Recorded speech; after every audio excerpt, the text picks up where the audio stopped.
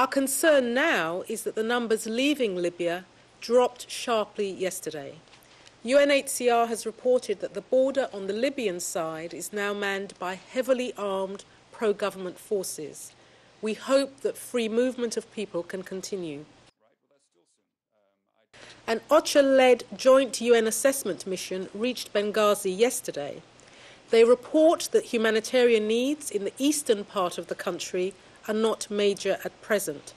However, we do hear worrying reports that supply lines from Tripoli have been cut, which may interfere with supplies of fuel, food and medicines.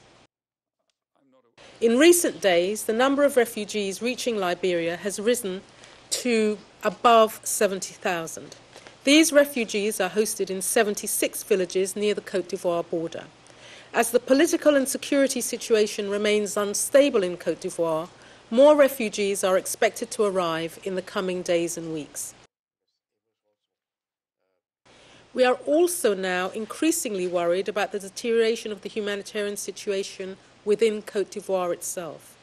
Armed clashes and violent incidents are taking place in Abidjan, Yamoussoukro and western Côte d'Ivoire, which have forced many more civilians to flee. Estimates of the displaced vary, but it is clear that now some tens of thousands of civilians have become internally displaced, including within Abidjan. I'm also concerned about reports from Mandera which indicate that both parties, TFG and Al-Shabaab, are mobilizing their forces for a possible confrontation.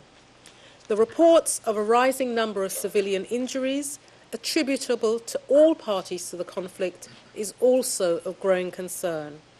I again urge all parties to the conflict and AMISOM to comply with international humanitarian law in order to minimize harm to the civilians of Somalia.